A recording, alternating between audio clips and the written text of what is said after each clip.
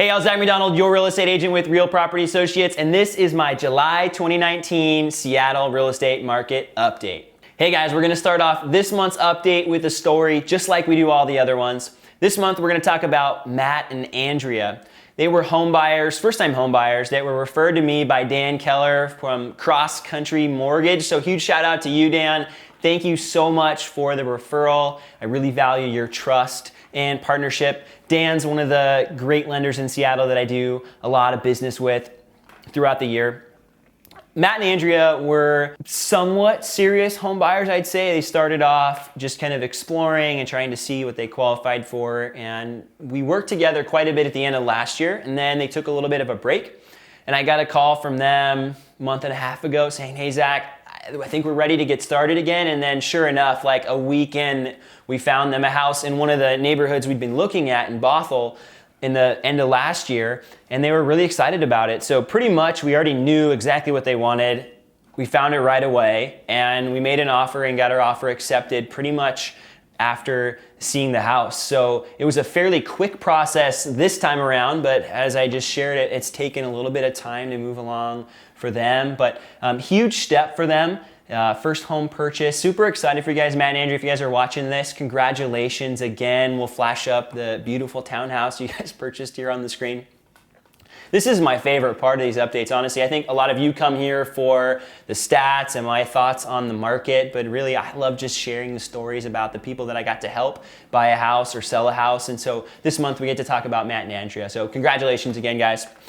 The market though, that's why you're all here. I know you watch these and subscribe to my channel because you get a lot of value from the market insights and thoughts there. So let's talk about the market. I've mentioned this in a lot of the videos this year, so I don't want to get too far into the weeds here, but the market has definitely shifted from where it was at the middle of 2018 to where we are now. So pretty much within the last year, we've seen quite a bit of change. And now we have that year-over-year comparison, which I think is kind of helpful.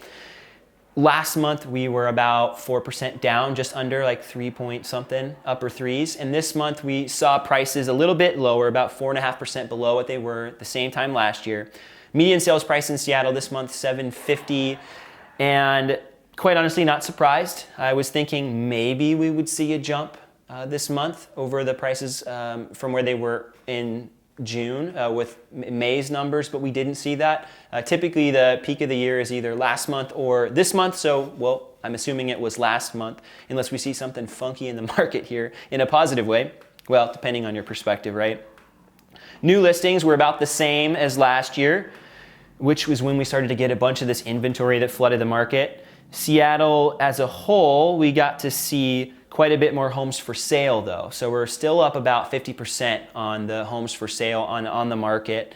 And I've mentioned this in some of the other places, but in like Tacoma, we're seeing median sales prices go up. So I was mentioning in Seattle, we've seen them down up year over year, about 7.7%.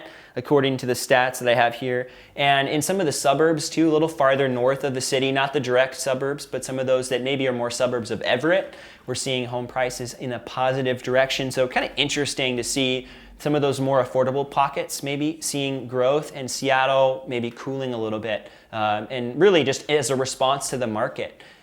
Part of the recovery, I think, in the market this year from where, now it doesn't look like that looking at the stats, but we had quite a dramatic correction last end of summer and fall, and we've seen prices rebound quite significantly since the winter in the Seattle real estate market. And I think a big part of that is because interest rates have actually dropped down a little bit again, making the affordability issue in Seattle a little more palpable or a little bit more navigable, if that's even a word. I might have just made that word up.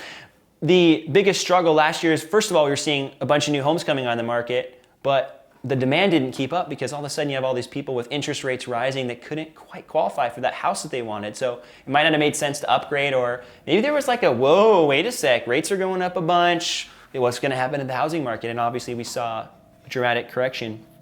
Now, homes are still selling above the asking price. The median amount above asking price and the average are both at or above the 100% range. And days on market, we're still in that 8 to 10 days on market median range, and around 20 days, 20 to 25 days average days on market. So really healthy numbers, to be honest. And what we've seen this year, in my opinion, is a reverting back to more balanced market. Now, we're still in a seller's market. It would be hard to say a market like ours is really a seller's market, because it's not. It's really still tough as a buyer to negotiate the price a bunch and get a bunch of inspection items taken care of. But what we are seeing is more balance. Sellers are willing to move off their asking price if their home's been on the market for a little bit, and they're willing to negotiate. And I've seen this on both sides with buyers and sellers. And then also, sellers are a little bit more agreeable to do some of the inspection items if they're reasonable asks. And buyers as well are, asking for things, right? And they're not just moving along with the purchase or doing an inspection before they make their offer. So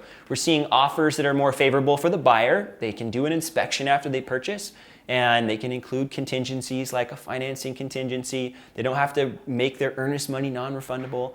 But for the sellers, well, they're still getting good quality offers, but they have to be a little bit more flexible. So that's kind of what we've seen as a transition in the marketplace.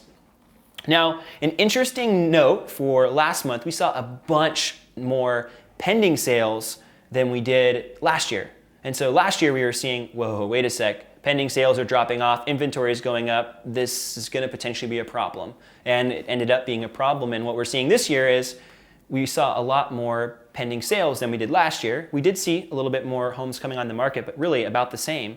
We saw those pending sales numbers go up. So I think that's an encouraging sign that people are active in the market and making purchases, which keeps the inventory numbers from skyrocketing. And that's really where you start to see the big adjustments in the price and the supply. Now, another big piece of news. This is, I'd say, more interesting and FYI. I talk about this more in another video that you'll see in a few days. It's going to take a little bit more editing. It's a little bit more long-winded. But I interviewed Nick Ridgway. He's a local builder, developer, land, real estate agent, kind of the real estate extraordinaire, if you want to call it. He's been doing this for 20 plus years in different capacities. But we talk about the new zoning changes that were just voted on and approved by the Seattle City Council. And these changes are going to be single-family zoning changes, so we're going to see changes to density and also to size of homes. So there's going to be some restrictions on the size of homes, but also allowing for greater density, which really is a controversial topic amongst people in Seattle. My hope is that these laws will help preserve the overall character of the neighborhoods as far as keeping some of these really cool early 1900s houses, but also allowing for some more affordable rentals for people and also more affordable homes for people in different life stages, because not everybody's going to be ready to afford that $1.5 million house. Now, it'll be interesting to see as the city of Seattle essentially tests this out, if this ripples out to some of the suburbs and some of the other places in the state of Washington, because there are some of these other suburbs that might benefit from similar density requirements. But ultimately, I think that the main focus should be in the city where people work and living in those spaces and more affordable housing. So I'm hopeful, but at the same time, I know there's a lot of controversy about that topic itself. But nobody can argue that it hasn't been an issue. Affordability hasn't been an issue in Seattle. And I'm hopeful that maybe this is a step towards affordability in the city. As far as where's the market heading, man, I don't really have anything new to add, really, over my June monthly update or my May update. I still think that we'll see by the end of the year prices above where they were at the end of 2018. That correction was so dramatic. I don't think we're going to see as dramatic of a correction. We always see a correction in this time of the year. So if you're a buyer, this is the time to get that pre-approval and start looking, because that's when supply tends to go up. Maybe it'll go up. We'll see. It's kind of flattened out the last few months, but if it does go up a little bit, you might have a little bit more negotiating power. Prices might go down a little bit more.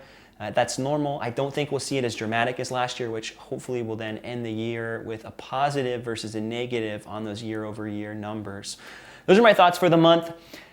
I know you found this real estate market valuable, so please consider subscribing to my channel for more monthly updates and other real estate news and fun videos like some of the park videos that I've been doing recently. I do value your attention, so thank you so much for watching these videos and paying attention and staying all the way to the end. If you watch this video to the end, go and hit that like button so that I know that you did it. We'll talk to you next month. Bye for now.